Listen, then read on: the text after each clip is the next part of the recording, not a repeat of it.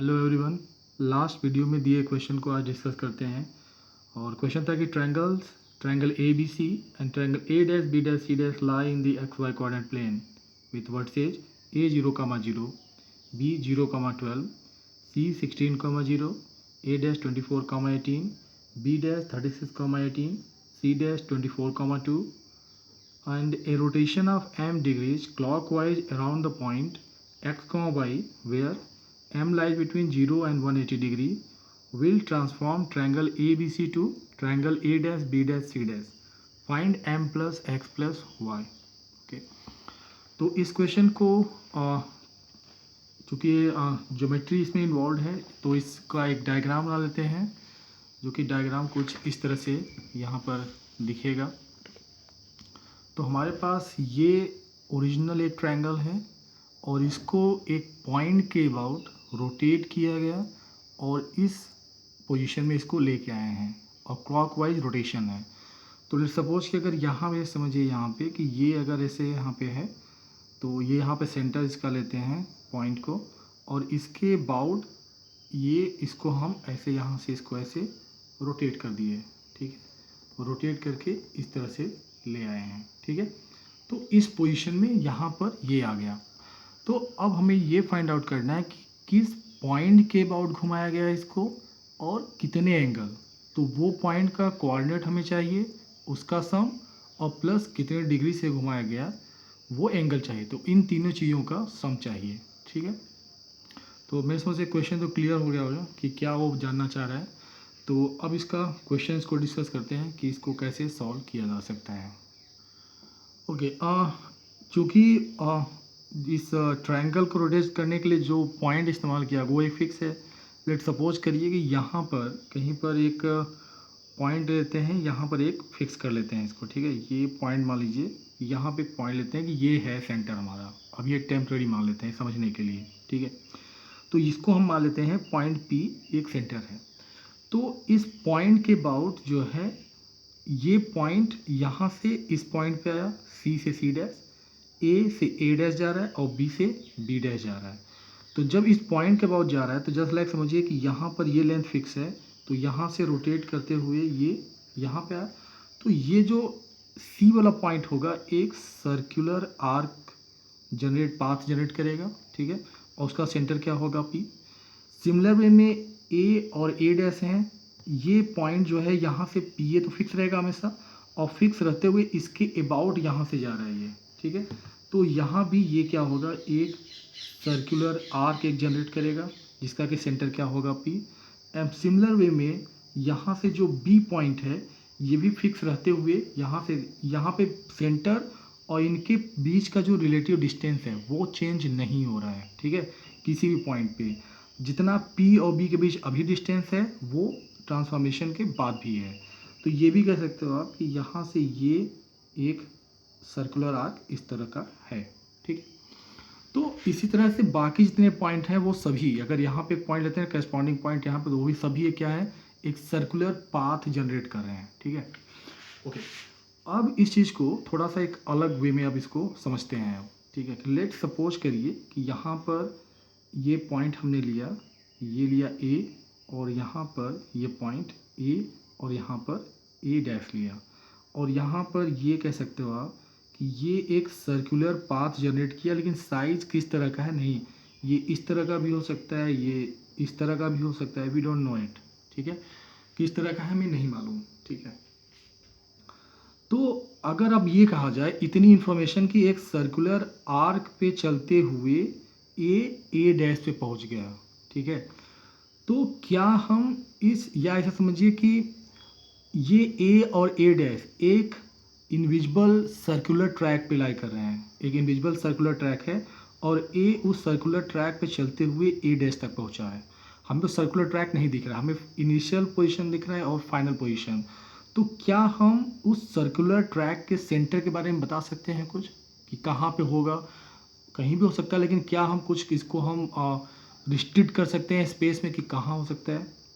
तो उसमें ये देखिए इस चीज़ के बारे में कि ए और ए डैश है तो सर्कुलर आर्क है तो इसको हम लाइन मिला सकते हैं, ये क्या हो जाएगा, लाइन सेगमेंट। लेट सपोज करिए कि अगर यही है यहाँ पे, यही अगर एक सर्कुलर ट्रैक है, ठीक है, तो ये मान लीजिए यहाँ पर अगर सेंटर कहीं पे होगा इसका, तो इसको हम मिलाएंगे, तो ये क्या हो जाएगा, इसका रेडियस हो गया, ये r और ये r हो गया, ठीक है।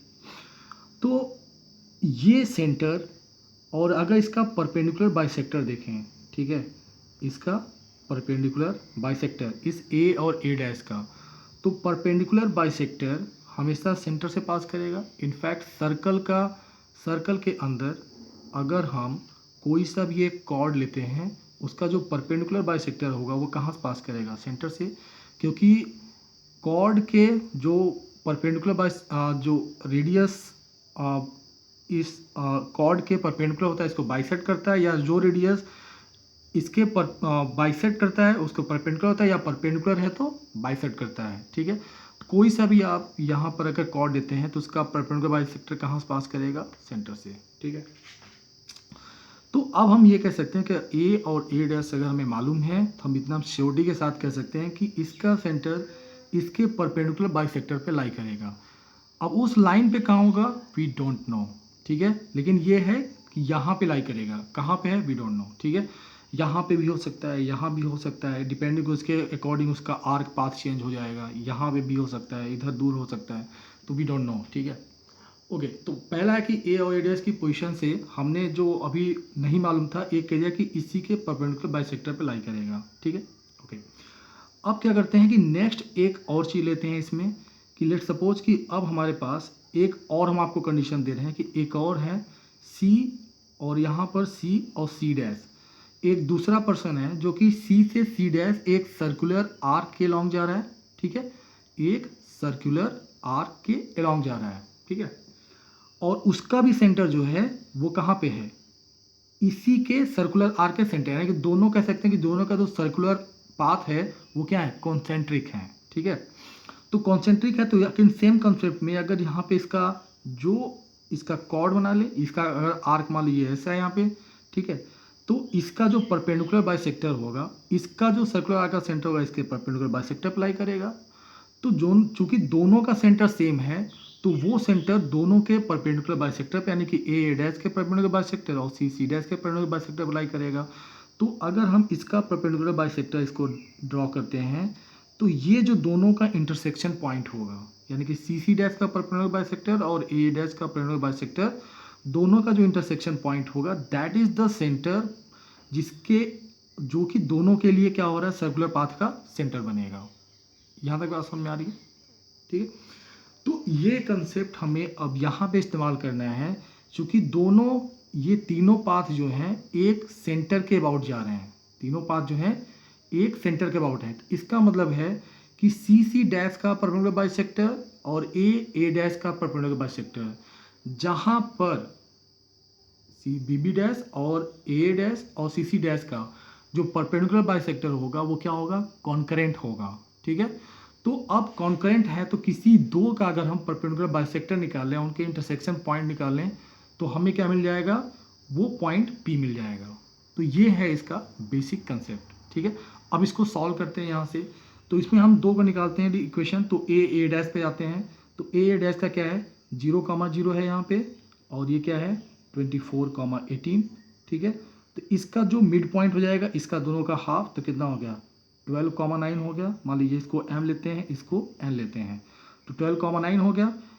अब यहाँ पे m a डैश इसको निकालेंगे तो कितना हो जाएगा, this will be y2 minus y1 and divide by x2 minus x1, तो ये हो जाएगा 18 माइनस 0 24 माइनस 0 इक्वल टू कितना हो जाएगा, दिस इज 3/4।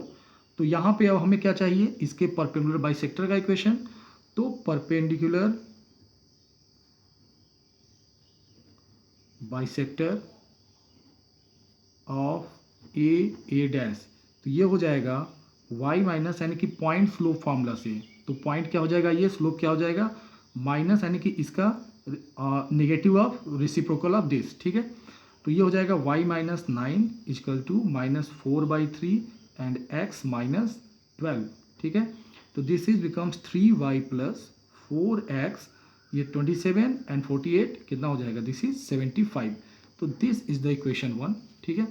अब आते हैं सी पे, ये कितना है 16,0 है और सी डैश कितना है 24,2, ठीक है। तो अब सी डैश का एंड पॉइंट जो है इसका कोऑर्डिनेट क्या हो जाएगा, इसका मिड पॉइंट यानी कि इसका दोनों पॉइंट के एक्स कोऑर्डिनेट का वाई कोऑर्डिनेट का एवरेज, तो कितना हो जाएगा 16, 24, 40 एंड डी कितना हो जाएगा, दिस इज 20, ठीक है, दिस इज इक्वल टू 20 और 2 + 0 कितना हो जाएगा 2 डिवाइड बाई 2 कितना हो जाएगा 1, तो ये एन का कोऑर्डिनेट हो गया। अब आते हैं हम एम सी डैश निकालते हैं, तो y2 minus y1 divide by x2 minus x1, तो ये हो जाएगा this is 2 - 0 divide by 24 - 12 equal to 1 by this is equal to 24 - 16 है ये, ठीक है, तो ये हो जाएगा 2/8 2/8 इक्वल टू 1/4, ठीक। अब यहाँ पे हमें इसका परपेंडिकुलर बाइसेक्टर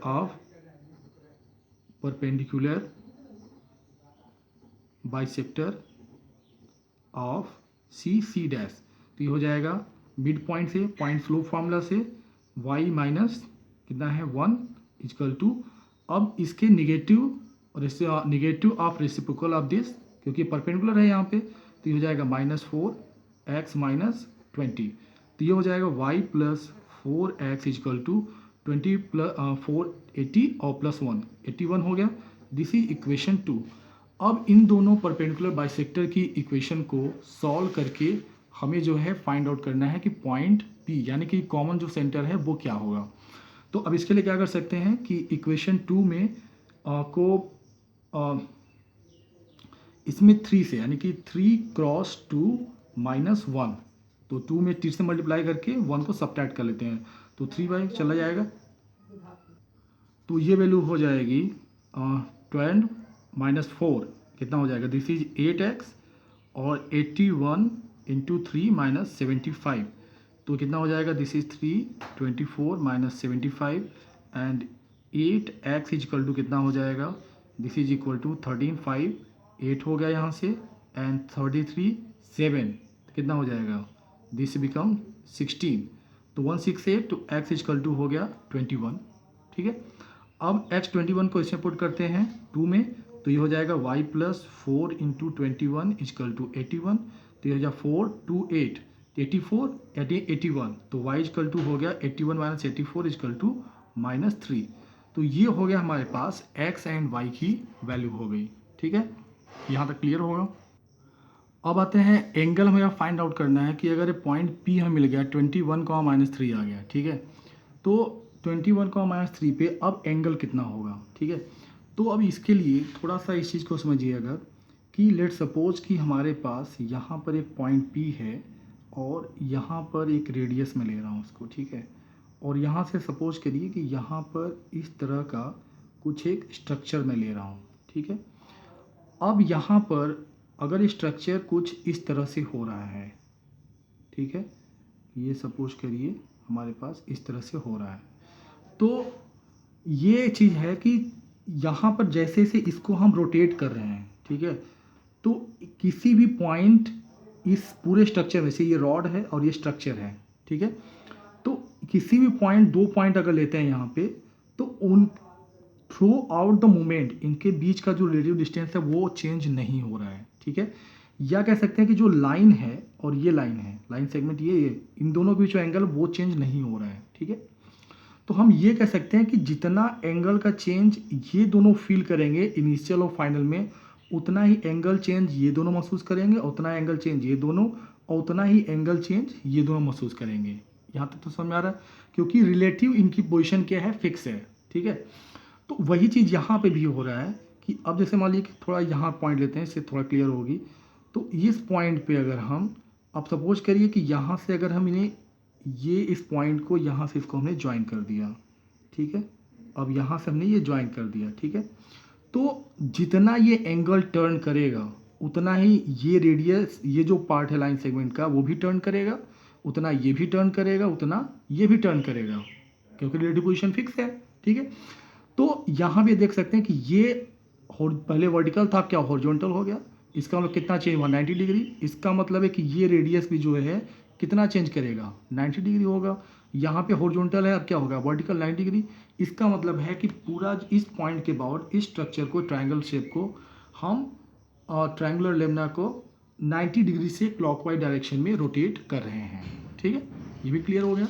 इसका मतलब है कि यहाँ पर एक्स वाई है और एम की वैल्यू क्या हो जाएगी, this is equal to 90 degree. ठीक, अब हमें पूछा क्या है, M plus X plus Y, तो कितना हो जाएगा 21 माइनस 3 कितना हो जाएगा 18, 18 प्लस 90 कितना हो गया, दिस इज 108। तो दिस इज द आंसर।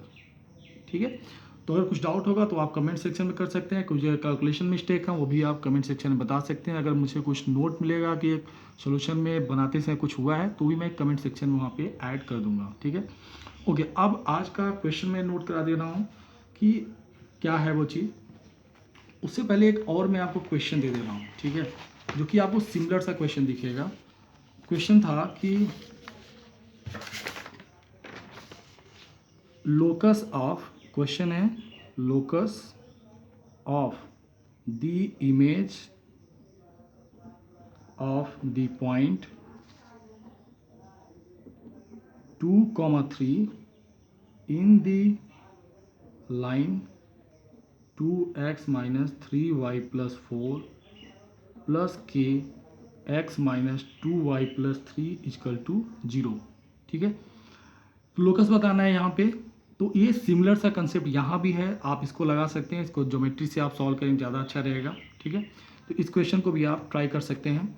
और उसके अलावा एक क्वेश्चन और है, तो आज का क्वेश्चन है प्रोबेबिलिटी से है कि let 5 distinct and fair dice are tossed and number appearing on them is noted and the probability of maximum and minimum of collected number are 5 and 2 respectively. ठीक है, तो यहाँ 5 डिस्टिंक्ट टॉस किया गया फेयर एंड डाइस, यानी कि 1 2 3 4 5 6 सभी की जो आने की प्रोबेबिलिटी है इक्वली लाइकली हैं, सभी डिस्टिंक्ट हैं यहाँ पे।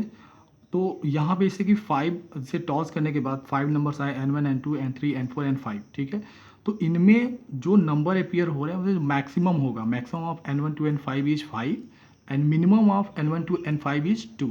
ठीक है, तो इसकी प्रोबेबिलिटी क्या होगी ये बताना है। और ये वाला क्वेश्चन आपका जेई मेंस में आया हुआ है, तो इसको आप लोकस से भी कर सकते हैं, लेकिन ज्योमेट्री से इसको जो आप अगर आइडेंटिफाई कर पाएँ तो बेहतर रहेगा। इसको भी मैं नेक्स्ट वीडियो में इसको मैं करूँगा और इसका आंसर मैं नेक्स्ट डे में कमेंट सेक्शन में मैं डाल दूँगा। ठीक है।